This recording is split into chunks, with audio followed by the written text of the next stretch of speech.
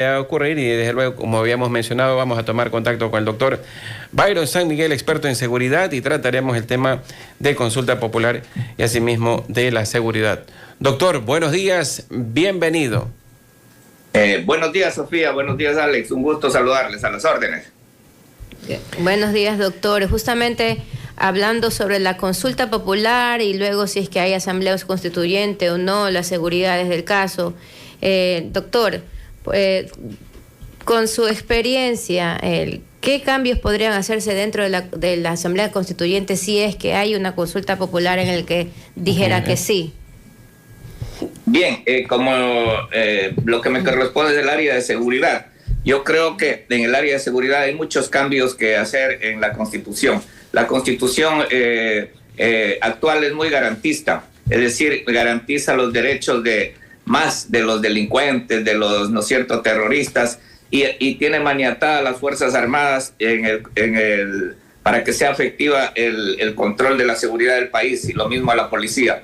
Entonces yo estoy proponiendo, y nos hemos reunido con un grupo de expertos para que volvamos a lo que teníamos antes, la seguridad nacional, porque esto de la seguridad integral es un invento y solo lo tiene Venezuela y Ecuador. En todos los países que yo he estado, recién vengo de una conferencia de seguridad en España, todos los países tienen como marco jurídico o como en la Constitución la seguridad nacional. La seguridad nacional lo tiene en Estados Unidos. Cuando teníamos nosotros la doctrina de seguridad nacional, vencimos en la guerra del CENEPA al Perú. Es decir, de ganas sacamos esa doctrina de seguridad nacional y nos cambiamos por la seguridad integral, que es un híbrido y que hasta ahora no se entiende mismo cómo mismo debe funcionar la seguridad, y tenemos complicaciones. Doctor, pero explíquenos un poco la diferencia entre esas dos seguridades, la nacional y la integral. En breves rasgos, que nosotros, como no somos expertos en seguridad, no entendemos cuál es la diferencia que está allá en la Constitución y que podría ser modificada para beneficio de todos. Ya, la seguridad nacional, mire, solo le voy a poner un ejemplo importantísimo. Cuando hay un asunto de emergencia nacional, como una guerra externa o una guerra interna, como lo estamos viviendo, el conflicto armado no internacional, el CANI, que decretó el presidente con el decreto 111, acá hay dos cabezas, ¿no es cierto? Es bicéfalo. Por un lado está la policía, ¿no es cierto?, con el ministro Reinberg, y por otro lado está Fuerzas Armadas con el ministro Giancarlo Lofredo. Y ninguno se subordina a nadie, porque la policía no quiere subordinarse a las Fuerzas Armadas, ni las Fuerzas Armadas quieren subordinarse a la policía. Entonces hay dos cabezas y así no se puede ganar una guerra. Una guerra se gana con un solo liderazgo. Y en todos los países, cuando hay problemas de emergencia nacional o una guerra interna o externa, el que dirige las operaciones es el jefe del Comando Conjunto de las Fuerzas Armadas. Y así está en la ley de defensa, ¿no es cierto?, ley orgánica de defensa. Pero hay el problema de la subordinación. Por eso es que unos días anuncia el ministro de Gobierno, otros el ministro del Interior, otras veces el ministro de Defensa, y es bicéfalo. Cuando nosotros teníamos la ley de seguridad nacional, y lo tienen los otros países, asume el jefe del Comando Conjunto, la policía y las fuerzas paramilitares se subordinan a las Fuerzas Armadas, y allí se combate mejor en las operaciones militares de defensa interna que teníamos en la ley de seguridad nacional. Y la ley de seguridad integral es muy diferente, Miren, tenemos esos problemas, se está realizando un buen trabajo, pero porque hay buena coordinación entre los dos ministros, pero siempre debe haber un ente que sea el que lidera y que el otro se subordine, porque usted no puede dirigir con dos cabezas una emergencia nacional. Aunque muchos dicen, dos cabezas piensan mejor. No, hay un liderazgo, ¿no es cierto? Entonces, hay los planes en una guerra, hay solo un liderazgo. Así, por ejemplo, en el CENEPA lo dirigió allá el general Paco Moncayo, y todas las fuerzas paramilitares, policías, tuvieron que subordinarse a Fuerzas Armadas. Y para evitar esto de la subordinizar, va a estar subordinado, a ver, ¿qué sería? ¿Cómo lo plantearía usted? Ya, yo no quiero estar estar bajo tus órdenes, quiero hacer esto, ¿cómo me reparto mi trabajo en cuanto a seguridad? Ya. Eso es lo que ha hecho el presidente Daniel Noboa. no ha subordinado a la policía, a Fuerzas Armadas, y ha hecho que se forme el bloque de seguridad. El bloque de seguridad no hay en la doctrina que tenemos, no hay el bloque de seguridad, fue una copia tomada de Colombia, pero ha funcionado este bloque de seguridad con miembros de Fuerzas Armadas y miembros de policía. Y con el bloque de seguridad es lo que se ataca a los grupos, ¿no es cierto?, terroristas y grupos de narcotraficantes. ¿Y cree usted que ha ido dando resultados dentro de lo que se ha ido poniendo en práctica? Ha ido dando resultados porque los dos ministros están en el terreno, han hecho un buen trabajo, están coordinando bien, pero falta un ente coordinador, que en este caso el presidente es el que les ordena, pero antes el gobierno de Correa tenía un ministerio, ¿no es cierto?, de coordinador de seguridad que se llamaba, que coordinaba a Fuerzas Armadas y Policía, pero ese ministerio desapareció. ¿Cree usted que tendría que retomarse eso? No, yo creo que ya que vamos a hacer una nueva constitución, tenemos que una nueva constitución, tendríamos que volver como tienen los demás países, lo tiene Estados Unidos, lo tiene España, lo tiene Colombia, lo tiene Perú, a la doctrina de seguridad nacional. Y en esa capacitación que vino usted de España, nos mencionan, ¿no? Ahora poco, de pronto usted creería que se debería implementar algo dentro de lo que aprendió en el extranjero en esta capacitación que tuvo mi estimado don Byron San Miguel. Sí, yo fui con una delegación de Ecuador con el señor general Paco Moncayo, el señor general Osvaldo Jarrín y el señor general Osvaldo Moreno.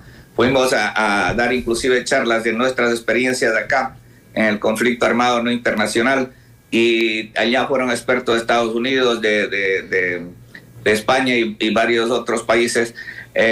Se aprende mucho en estas conferencias, especialmente en lo que es seguridad continental, seguridad hemisférica y en el asunto de defensa interna, etcétera, etcétera. ¿Qué pondría en práctica acá? Lo que se pondría en práctica, lo que le digo, que se debe volver a lo que es la seguridad nacional, es decir, lo que teníamos nosotros antes de la constitución del 2008. Mucho antes. Ya. Pero tenga muy en cuenta, y hace poco conversábamos con otro experto en este tema, mencionaba de que no está de acuerdo, ya vamos para la 21ª constitución. Y entendemos que cada vez y cuando ir cambiándolas y recambiándolas, y con esto de estar subordinados, son muchas cosas en el que hay que ajustarlas, y sin eso entendemos que las cosas no van a ir marchando bien. Mire, solo le voy a dar un ejemplo. En esta constitución y en el marco legal actual hay un vacío legal. ¿Cómo es posible que en conflicto armado no internacional las Fuerzas Armadas, por ejemplo, yo estoy comandando mis tropas en Durán para ir a combatir a grupos delincuenciales que están en el Cerro Las Cabras, por ejemplo? ¿Ya? Y hay inteligencia me da información que en una casa están 10 terroristas con armas. Yo a las 5 de la mañana tengo que pedir permiso a un fiscal y a un juez para entrar en la casa estando en pleno estado de guerra. Eso es imposible, en una guerra no se puede ganar así. Tienes que pedir permiso a un fiscal y a un juez para ingresar a una casa donde están terroristas o para interceptar las llamadas telefónicas. Eso no puede ser, eso hay que cambiar. En caso de guerra es guerra, es como si en el CENEPA para bombardear a infiltrados peruanos yo tuviera que pedir permiso, ¿verdad? No, en una guerra no. Todos esos cambios hay que hacer en la Constitución y en las leyes y en el marco legal vigente. ¿Qué otra cosa más, doctor, usted cree que sería importante? Usted ha dicho que son algunas cosas que hay que cambiar en la Constitución. Hay que cambiar muchas cosas. Por ejemplo, el asunto de que los delincuentes no tienen que ser mostrados los rostros ni nombrados en la prensa. Eso no sucede en ningún país.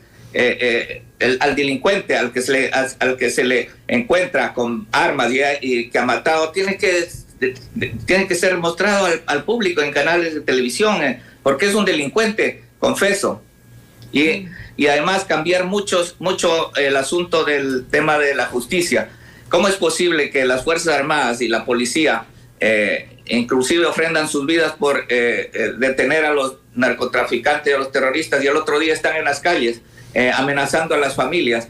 todo este sistema judicial, todo este asunto de legal, hay también que cambiar en la nueva Constitución. En años anteriores había también parte de la Constitución, me parece desde el 98, en el que había, y que fue eliminado en el 2008, una justicia, una corte o un tribunal para las Fuerzas Armadas específico. ¿Usted cree que eso debería retomarse o no?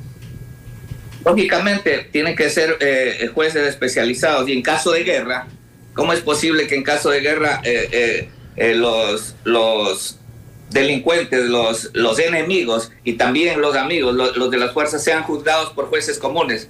Así, eso no pasa en ningún país del mundo. En caso de guerra se deben juzgar a través de las leyes del marco de Ginebra, ¿no es cierto?, de los 4 tratados de Ginebra. Todo ese marco legal está vacío en la Constitución actual. Todo eso hay que cambiar. Okay. Doctor, estos días el presidente Noboa ha dispuesto que Guayas, específicamente Guayaquil, esté tomado por las Fuerzas Armadas para una intervención debido a lo que ocurrió con la criminalidad, ¿no? Las coches bomba y etcétera. ¿Usted cree que hay qué puntos usted cree del país que deberían ser así mismo intervenidos de manera territorial por las Fuerzas Armadas, pero de una manera bastante fuerte, como lo ha hecho o lo está planificando hacer en Guayaquil? Sí, después de que fueron desviadas las Fuerzas Armadas y la policía en el paro, entre comillas, indígena en la provincia de Esmeraldas y para proteger Quito, todo ese contingente, 7,000 hombres, están en Guayaquil, ya están en Guayaquil. La operación se llama Tregua Cero y sirve porque de las 7,000 muertes violentas que hay en el año, la mitad se concentran en esta ciudad portuaria, en Guayaquil y en Durán. Entonces es una buena acción que vengan más militares, más policías, mejores estrategias, con la coordinación, ¿no es cierto?, y convenios internacionales con Estados Unidos, Israel, se pueda combatir mejor la delincuencia y bajar los índices de seguridad en la ciudad de Guayaquil y especialmente en Durán. Ok. Muy bien. Muchísimas gracias, doctor Byron San Miguel, por habernos acompañado el día de hoy. Siempre es un gusto tenerlo y compartir con nosotros de su experiencia en temas de seguridad que tanto necesitamos en estos momentos.